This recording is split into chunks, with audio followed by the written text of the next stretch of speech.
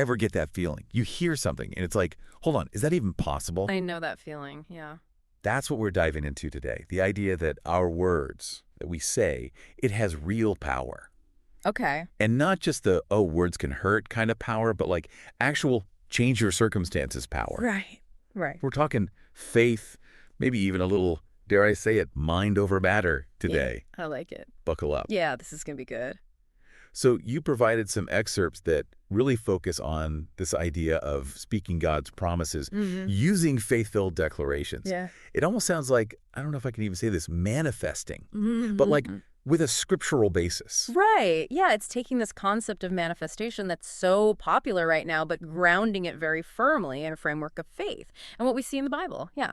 Okay, so the source keeps coming back to that line from Proverbs, death and life are the power of the tongue. Yeah. It's a powerful one. We all know words can, lift you up or tear you down. Of course. But this is next level. This Yeah. is saying that our words are literally connected to our deepest beliefs. Yeah. And when we say them out loud, we're basically giving those beliefs power in the real world. Yeah.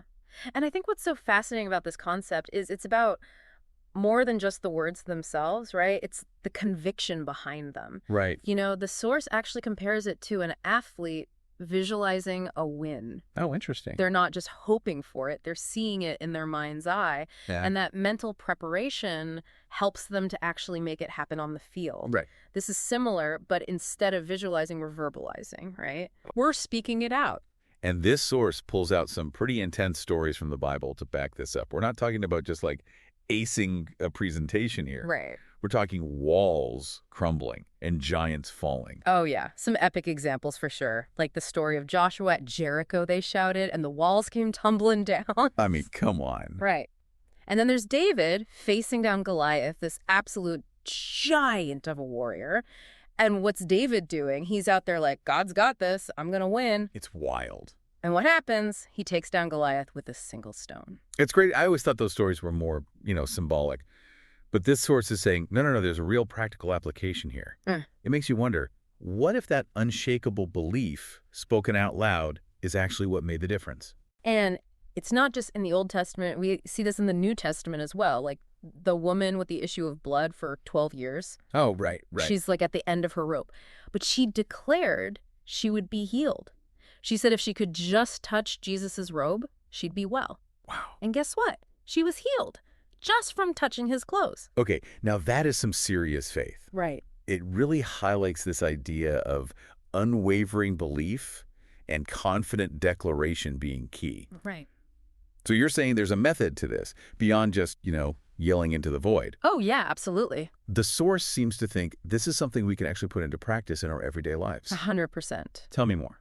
Oh, for sure. The source presents these stories not just as, ancient history, but as a practical guide, like a way to supercharge our faith right here, right now. It even lays out, get this, 3 concrete steps we can try. Okay, I am all ears, especially if we're talking about like potentially speaking miracles into existence. All right, well, let's not get ahead of ourselves. Okay. It's not quite as simple as snapping our fingers. Okay. The first step is all about consistency. Okay. The source suggests finding verses from Scripture, those promises that really resonate with you, and speak them out loud every single day. Every day. Yeah. It's about surrounding yourself with those words, weaving them into like the fabric of your life. So it's not just picking any random verse. Yeah. It's about finding the ones that speak to you. Your own personal journey, your own challenges. Exactly. It's about finding those words that feel like your own personal anthem. The ones that you can really, really lean into. Yeah. The second step is where things get really, really interesting. Right. The source emphasizes facing your challenges head on. Okay. But not just facing them, but verbally declaring those challenges powerless. So like looking your problems dead in the eye and saying, not today. Yeah.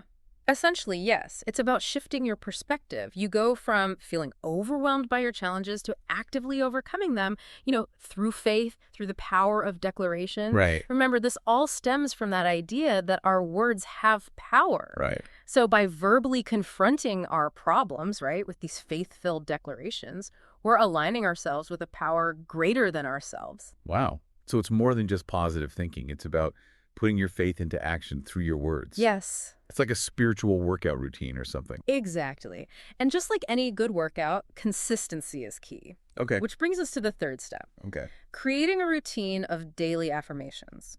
Ones that reinforce your belief and your confidence. Okay. Affirmations, I'm with you. So we're talking like those classic, I am strong, I am capable, I am blessed, but like infused with those biblical truths. Yes, exactly. And what's so fascinating about this is that it creates this incredible feedback loop. Okay. The more you say those affirmations, the more you believe them. Right. And the more likely they are to actually manifest in your life. Wow. It's like your words are shaping your reality. Okay. Your reality is then bolstering your faith, and your faith is fueling your words. Wow. When you put it like that, it's kind of a mind-blowing cycle. It's like a self-fulfilling prophecy. But instead of fear or negativity driving it, it's faith and belief in something bigger. It really highlights that idea that we are not just passive passengers in our own lives. Right. We have the power to choose our words, and when those words are fueled by faith, they have the potential to reshape our reality. And I think that's really powerful. That's a lot to take in. We've got these amazing stories, these examples of faith, like literally moving mountains. Right. And then we're being asked to take those same principles and apply them to our own lives. To like our everyday struggles. It's a big ask. Yeah, it is. And I think that's kind of the whole point of a deep dive like this, you know? It's not about like handing you all the answers, right? But it's more about challenging us to see things a little differently, to really, really live out our faith, and to realize like our words, they're more than just sounds. They can be a real force. A force. I like that. Because let's be honest, sometimes just getting through the day, it can feel like facing down a Goliath. Oh, absolutely. 100%. Yeah. And that's where this whole idea of speaking these faith-filled declarations, of using your words to align yourself with God's promises, that's where it gets powerful, right? Right. It doesn't mean ignoring the hard stuff, but it's about facing those challenges with that renewed sense of hope, that agency, Yeah. Like you're not alone in this.